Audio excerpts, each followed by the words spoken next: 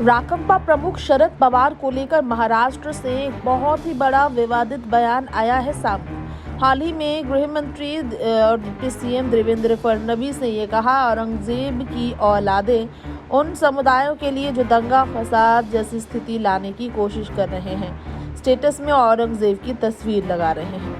ऐसे में औरंगजेब का पुनर्जन्म है शरद पवार। ये नया बयान आया है बीजेपी की ओर से, नेता नीलेश राणे की ओर से।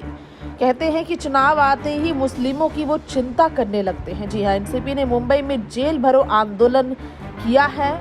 इस बयान के बाद आपको बता दें कि गिरफ्तारी अब तक 36 लोगों की हो चुकी है, दंगे जैसी स्थिति करने वालों के शक के घेरे में जो हैं।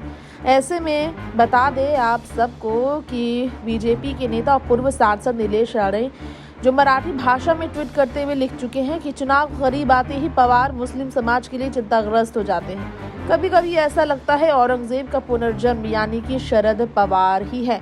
कोल्हापुर में हुए बवाल के बाद शरद पवार ने ये कहा था कि अभी ऐसी स्थिति है कि हमें मुस्लिम और ईसाई धर्म के लोगों की चिंता करनी चाहिए। दरअसल महाराष्ट्र में कुछ मुस्लिम युवकों की ओर से औरंगजेब और टीपू सुल्तान की तस्वीरें स्टेटस पर लगाने को लेकर कोल्हापुर में बवाल हुआ था। इसी पर शरद ने समर्थन मुस्लिमों को लेकर दिया। इसी पर हिंदूवादी संगठनों ने विरोध मार्च निकाला। पथराव और हिंसा की स्थिति देखते हुए पुलिस ने लाठीचार्ज चार्ज की। तो इसी मुद्दे पर शरद पवार से महाराष्ट्र में कानून व्यवस्था की स्थिति और हिंसा की कुछ घटनाओं के बारे में पूछे जाने पर दावा ये उन्होंने किया कि राज्यों में कुछ छोटे मुद्दे को धार्मिक रंग दिया जा रहा है। शासक राज्य में कानून व्यवस्था स्थापित करने के लिए जिम्मेदार है। अगर सत्ता पक्ष और उनके लोग इसे लेकर सड़कों पर उतर आते हैं तो दो धर्मों के बीच दरार पैदा करते हैं, तो यह शुभ संकेत नहीं है।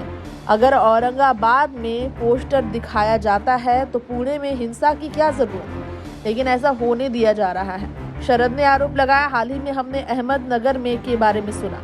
आज मैं कोल्हापुर से एक खबर देखी, लोग सड़कों पर निकल आए। फोन पर संदेश भेजने की एक छोटी सी घटना को धार्मिक रंग देना अच्छा नहीं है। तो यही शरद का कहना उन्हें फंसा गया और वो इस तरह से औरंगजेब के पुनर्जन्म कहला गए।